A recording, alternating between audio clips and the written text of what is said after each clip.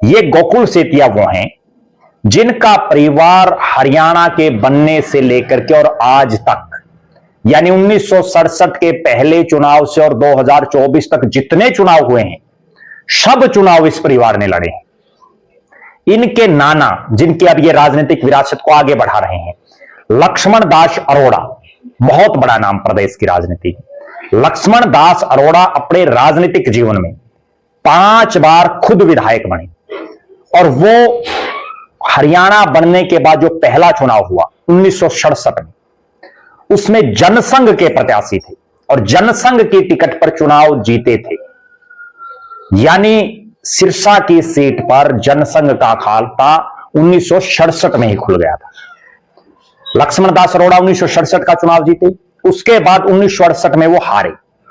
फिर आता है 1972 और 1977, दोनों बार वो हारे, आजाद प्रत्याशी के तौर पर उन्होंने चुनाव लड़ा। फिर 1982 में वो आजाद प्रत्याशी के तौर पर चुनाव जीत गए। फिर 1987 में कांग्रेस प्रत्याशी के तौर पर उन्होंने चुनाव लड़ा और वो हार गए। यानी आप समझिए, 1967 में वो जीतते हैं, फिर 1968 में हारते हैं, 1972 में हारते हैं, 1977 में हारते हैं, 1982 में जीतते हैं, 1987 में हारते हैं, कोई चुनाव नहीं छोड़ रही। 87 के बाद 1991 में कांग्रेस प्रत्याशी के तौर पर वो चुनाव जीतते हैं। यानी पहले जनसंघ, फिर आजाद के रूप में चुनाव लड़े, फिर आजाद के रूप में चुनाव जीते, फिर कांग्रेस ज्वाइन की और 1987 में कांग्रेस के प्रत्याशी के तौर पर वो हारे।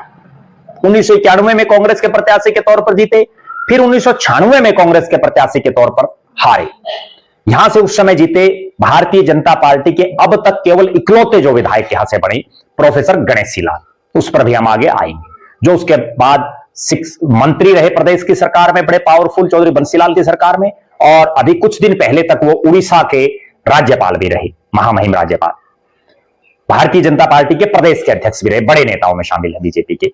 फिर आता है 2000 का चुनाव, जब प्रदेश में चौधरी ओम प्रकाश चौटाला सरकार बनाते हैं, बहुत बड़ी बात, और उनके खुद के घरी जिले सिरसा शहर की सीट पर जीतते हैं कांग्रेस के लक्ष्मण दास अरोड़ा। आप अंदाजा लगाइए कितना प्रभाव उनका था।